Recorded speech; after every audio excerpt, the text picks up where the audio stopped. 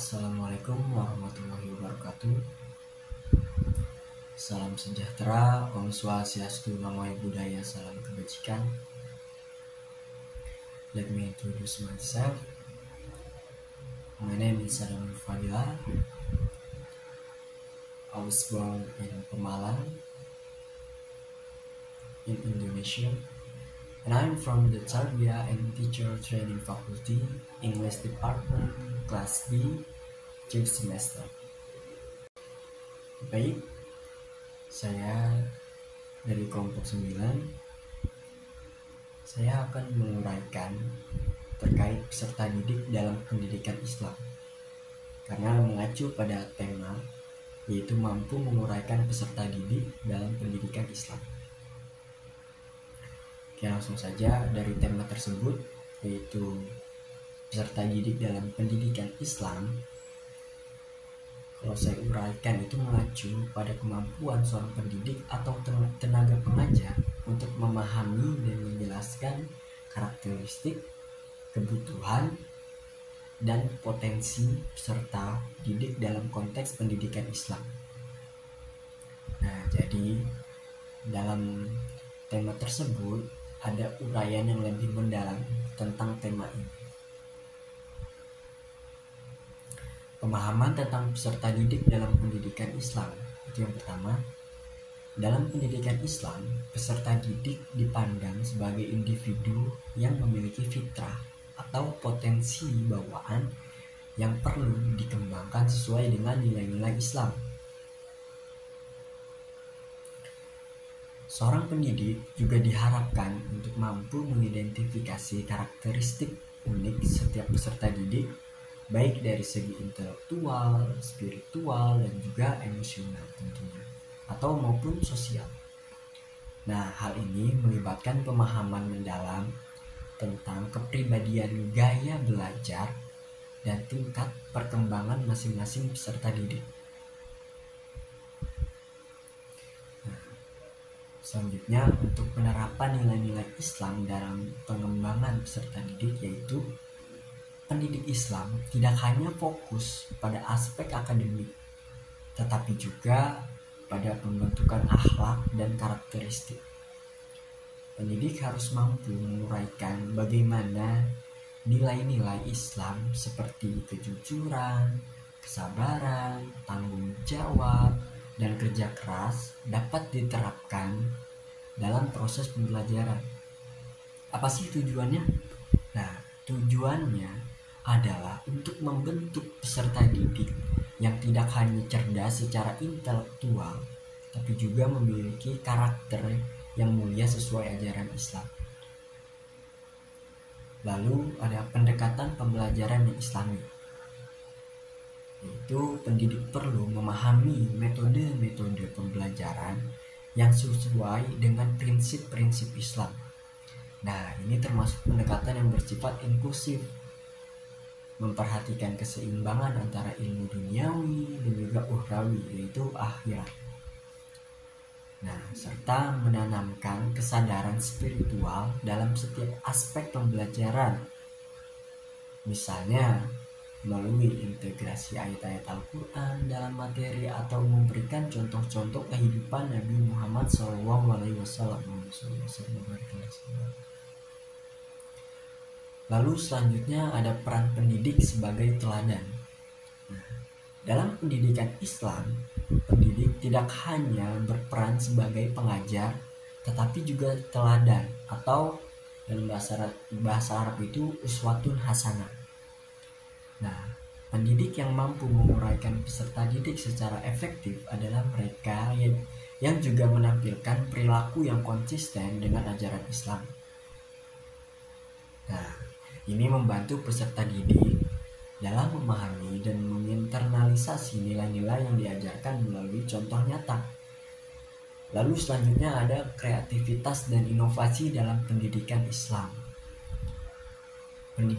Pendidik harus kreatif dalam merancang kegiatan pembelajaran yang menarik dan juga relevan tentunya dengan kehidupan sehari-hari peserta didik, sambil tetap berlandaskan pada nilai-nilai Islam. Ini termasuk menggunakan berbagai metode seperti diskusi, permainan edukatif, dan teknologi untuk memperkaya pengalaman belajar. Tentunya karena sekarang juga pada zaman teknologi, jadi harus bisa dimanfaatkan dengan sebaik-baiknya. Karena saya pernah mendengar seorang pepatah yang bilang, manfaatkanlah sesuatu yang tidak bermanfaat. Apalagi ini teknologi yang jelas-jelas bermanfaat, hanya bagaimana kita mengimplementasikannya dalam hal-hal positif, tidak dengan hal-hal yang negatif. Selanjutnya ada evaluasi dan pengembangan berkelanjutan. Nah, pendidik juga harus mampu menguraikan perkembangan peserta didik secara kontinu melalui evaluasi yang komprehensif. Nah, evaluasi ini tidak hanya mencakup aspek akademik, tetapi juga perkembangan karakter dan juga spiritualitas dengan demikian pendidik dapat memberikan umpan balik yang konstruktif dan mengarahkan peserta didik untuk terus berkembang. Nah, jadi secara keseluruhan tema yang saya sebutkan ini menekankan pentingnya pemahaman mendalam tentang peserta didik dan penerapan pendekatan pendidikan yang holistik dan islami dalam upaya membentuk generasi yang berakhlak mulia dan berpengetahuan luas sesuai dengan tuntunan agama. Nah, itu tadi terkait dari tema dan juga apa saja yang ada di dalamnya. Selanjutnya kita akan memahami lebih dalam terkait konsep dalam tema peserta didik dalam pendidikan Islam. Karena tadi di sebelumnya kita membahas terkait subtema dari tema besarnya, yaitu peserta didik dalam pendidikan Islam. Dan sekarang kita fokus kepada konsepnya. Konsep daripada tema yang tadi saya sebutkan itu berfokus pada kemampuan pendidik untuk memahami, menganalisis, dan juga menjelaskan karakteristik, potensi, serta kebutuhan peserta didik dalam konteks pendidikan yang berlandaskan nilai-nilai Islam. Nah, dalam hal itu ada beberapa konsep kunci yang mendasarinya. Yang pertama, yaitu pemahaman holistik tentang peserta didik. Apa sih pemahaman holistik tentang peserta didik? Nah, jadi pemahaman holistik tentang peserta didik ialah dalam Islam, setiap peserta didik dipandang sebagai individu yang unik dengan fitrah atau potensi bawaan yang perlu dikembangkan. Nah, konsep ini mengharuskan peserta untuk memahami setiap aspek peserta didik, termasuk aspek fisik, intelektual, emosional, sosial, dan juga spiritual. Karena itu dari sisi agamisnya. Nah, kalau dari sisi sains, karena kan dari manusia juga berbeda-beda tentunya. Dari sidik jari setiap manusia itu berbeda, emosional yang berbeda pikiran, dan spiritual, dan juga masih banyak perbedaannya. Jadi pemahaman ini memungkinkan pendidik untuk menyusun strategi pembelajaran yang sesuai dengan kebutuhan masing-masing individu. Nah, yang kedua ada integrasi nilai-nilai Islam. Di dalam integrasi nilai-nilai Islam ini menekankan bahwa pengembangan peserta didik tidak hanya berkaitan dengan aspek intelektual, tetapi juga dengan pembentukan akhlak yang mulia. Pendidik Islam bertujuan untuk membentuk manusia yang berilmu sekaligus berkarakter, sesuai dengan tuntunan Al-Quran dan Sunnah. Oleh karena itu, pendidik harus mampu mengintegrasikan nilai-nilai Islam dalam proses pembelajaran untuk membentuk pribadi yang utuh. Lanjut, yang ketiga ada penerapan metode pendidikan Islam. Nah, dalam konsep ini pendidikan harus menggunakan metode dan pendekatan pembelajaran yang sesuai dengan ajaran Islam.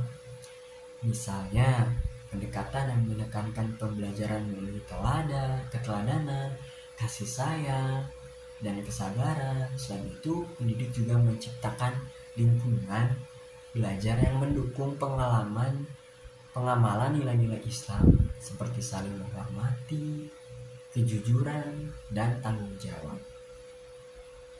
Lalu yang keempat ada pendekatan individual dalam pendidikan. Dalam hal ini mampu menguraikan peserta didik, berarti pendidik harus peka terhadap perbedaan individual antar peserta. Karena setiap anak memiliki kecepatan belajar, minat, dan kemampuan yang berbeda-beda. Oke, balik lagi kepada yang tadi sebelumnya saya sebutkan. Dalam sains juga, karena setiap manusia itu diciptakan berbeda. Nah, dalam hal pendidikan juga ada lagi perbedaannya di setiap anak-anak. Ada anak-anak yang pintar, cepat dalam menangkap, ada yang sedang, dan juga ada yang lambat dalam menangkap pembelajaran. Jadi harus disesuaikan di setiap individu anak agar tidak hanya satu atau dua anak yang mampu menangkap pembelajarannya. Nah, konsep ini mengharuskan pendidik untuk melakukan pendekatan yang bersifat personal dan individual agar potensi masing-masing peserta didik dapat berkembang optimal. Lalu ada evaluasi berbasis akhlak dan prestasi. Konsep ini juga mencakup evaluasi yang tidak hanya berfokus pada pencapaian akademis, tetapi juga pada perkembangan akhlak dan spiritual peserta didik. Evaluasi dalam pendidikan Islam bertujuan untuk memberikan gambaran yang utuh tentang kemajuan peserta didik, baik dari segi ilmu pengetahuan maupun perilaku sehari-hari. Nah, lanjut, peran pendidik sebagai pembimbing dan teladan. Konsep ini menegaskan bahwa pendidik dalam pendidikan Islam bukan hanya sekedar penyampai ilmu, tetapi juga seorang pembimbing dan teladan uswah hasanah. Pendidik harus menjadi contoh dalam pengamalan nilai-nilai Islam yang akan ditiru oleh peserta didik dalam kehidupan sehari-hari. Nah, saya juga pernah membaca terkait filsafat positivisme. Dalam filsafat positivisme dalam bidang pendidikan, saya akan ngasih contoh analisanya. Ada seorang guru yang mengajar siswa sesuai dengan kurikulum yang ada. Akan tetapi, guru tersebut tidak terlalu peduli apakah siswanya mampu dalam memahami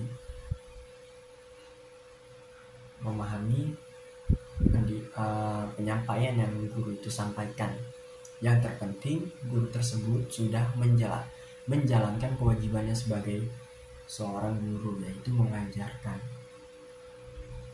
Nah, itu yang dinamakan filsafat positivisme dalam bidang pendidikan, yaitu dia tidak terlalu peduli dengan prosesnya, tapi hanya mengejar hasilnya. Dan itu tidak baik untuk dicontoh. Mungkin itu contohnya.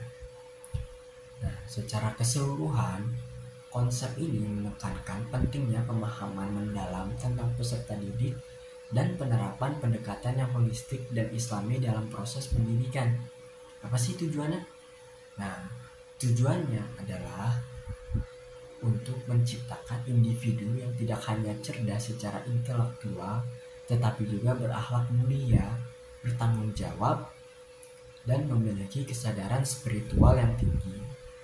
Oke, jadi kesimpulannya itu yang saya sampaikan terkait tema peserta didik dalam pendidikan Islam. Dan saya telah menjabarkan beberapa subtema yang ada di dalamnya dan menguraikan terkait penjelasan dalam subtema tersebut.